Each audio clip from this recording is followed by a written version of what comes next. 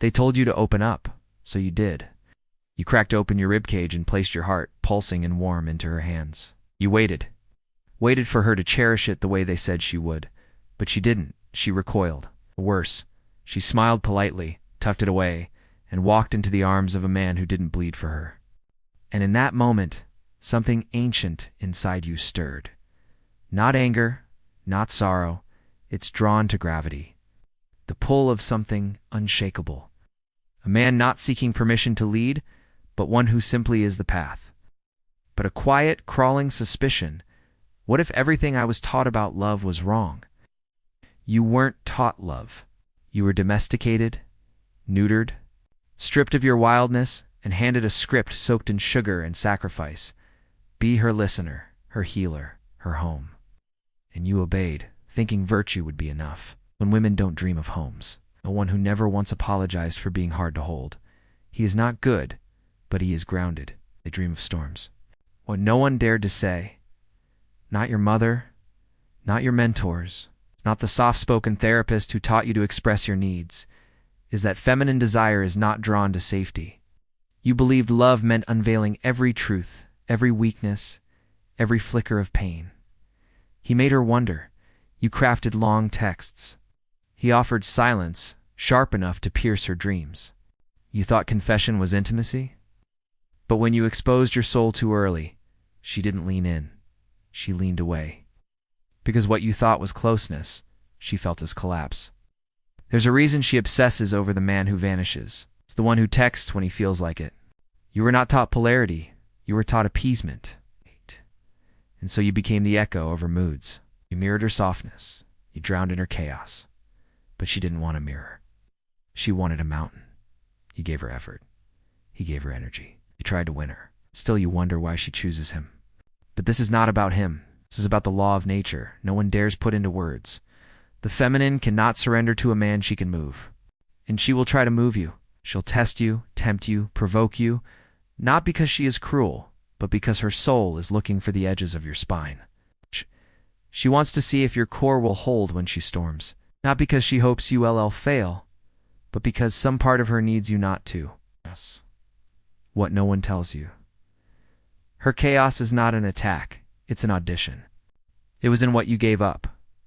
Your edge, your center, your refusal to be pulled into her orbit. She doesn't want to wear the crown.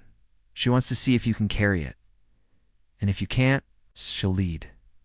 But she'll hate it, and then she'll hate you. Not with fire, but with withdrawal, with indifference. With a slow, silent erosion of desire. You feel it every time you bend and she pulls further away.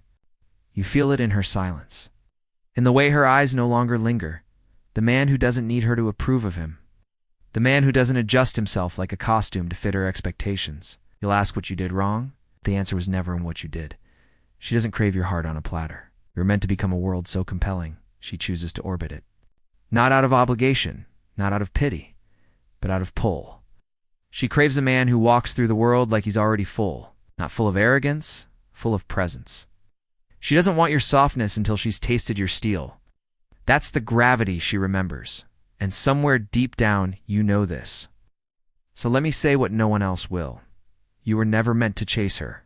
Now breathe. This is not a death. It's the cracking of an illusion. And what rises next will not beg. It will not explain. It will be. He appears in her dreams, not as a face, but as a force. She can't quite describe him, only that when he enters the room, the air shifts. Like gravity just bent a little harder in his direction. He doesn't speak in poetry. He is the poem. It's not because he learned the right words, but because he doesn't need them. He doesn't ask anything. He simply moves. With direction, with calm. With the kind of self-possession that cannot be gifted, only forged. Man who can hold her storm without needing to talk it into submission. A man who doesn't flinch when she withdraws, who doesn't spiral when she tests, who doesn't T-fold when she raises her voice. Because he is not reacting to her chaos, he is anchoring it. This man, the one who unsettles her peace, the one she keeps returning to in thought, doesn't ask to be loved. And that's the secret. She doesn't want to own you. She wants to feel that she can your vulnerability. When offered too soon is not intimacy. It's self-sabotage. You hand her your map before she's earned the journey. You become legible, decipherable, safe. Because what she hears in your emotional confessions is this: you've made me your center. The moment she becomes your axis, she loses the one thing her feminine instinct craves, the sense that you are unmoved. And safety, without strength behind it, breeds boredom. She will not tell you this. She may not even know it. But somewhere in her bones, she starts to ache for the tension you removed, the friction you feared, the masculine resistance you diluted in the name of being good. She wants a man with a spine, not a script. That's not cruelty. That's polarity. You were told to listen, but no one told you how dangerous it is to be heard too soon. Not emotionally dead, but emotionally sovereign. This is what separates the men she remembers from the ones she forgets. The remembered man doesn't sell his presence for approval. He doesn't text 5 times after silence. He doesn't perform his pain for sympathy. He disappears into himself, not away from her, and it rattles her. Because every inch she cannot control becomes a place her mind obsesses over, not out of love, but out of mystery. And mystery, not safety, is what sparks the feminine imagination. You keep trying to connect through your wounds, but she's looking for your walls. It's not because she wants to tear them down, but because she wants to feel them. She wants to press against your edges and feel that they do not move. It's not because she lacks depth, but because you gave her nothing to enter. You think love is built in shared vulnerability. But attraction is not born from sameness. It's born from contrast. The man who offers no resistance becomes furniture. Comfortable, predictable, forgotten. You are here to be the fire she wants to warm herself beside, not because it bends to her cold, but because it never dims. But the man who contains himself, not with repression, but with presence, becomes sacred. This is the paradox. The more of yourself you pour out without discernment, the more invisible you become. She craves the closed door more than the open diary. Because when a man guards his soul, not from fear but from strength, he forces her to earn each glimpse. And in that earning, desire is born. It's not about playing games. It's about returning to form. You are not here to be her therapist. You want her attention?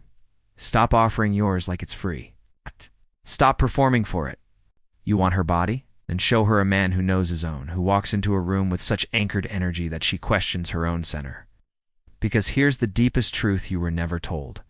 The man she wants is not the one who kneels before her.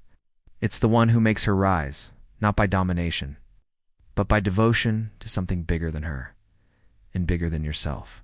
Purpose, direction, principle. The man who leads himself docent. Need to lead her. She follows because she can feel he would walk either way. And that right there is the spark she can't forget. She won't remember the man who gave her everything. She'll remember the man who gave her nothing she didn't earn. Because what women hunger for is not generosity, it's gravity. And gravity doesn't explain itself. It pulls. You were taught to express, to emote, to share as a means of building connection. But connection without tension is just comfort. And comfort kills lust. You kept thinking she'd love you more if you bled more.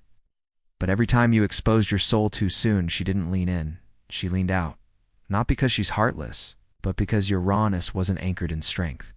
It was spilling from emptiness. She didn't see your truth. She saw a man trying to be chosen. And here's the cruelty of it. The moment she senses you need her, she can no longer feel you, because her instinct is not drawn to need. It's drawn to direction. She doesn't want to orbit a man whose sun rises and sets by her mood. She wants to feel the heat of a man who burns either way.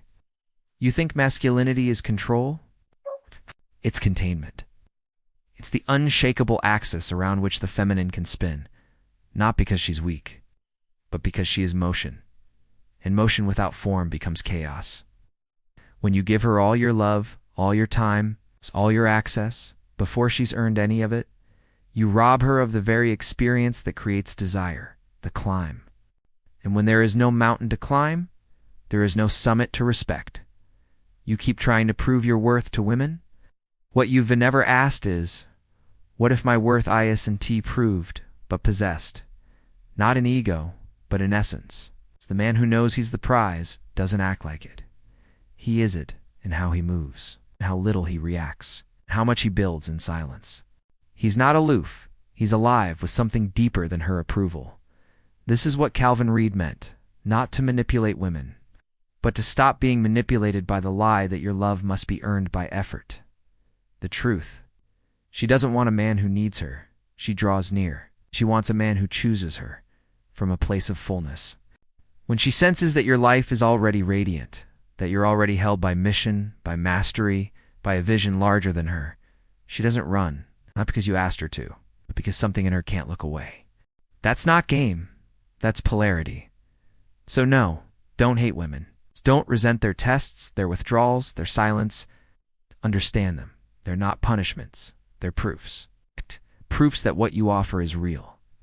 That your presence can hold, can lead, can remain, even when it's challenged.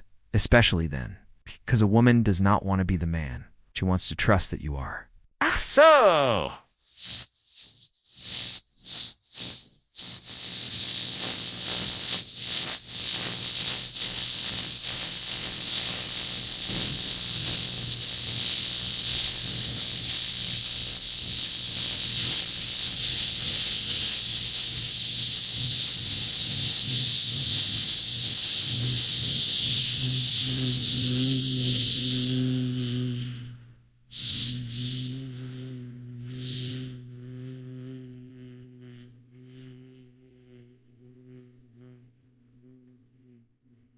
what is? I said what I hear always say.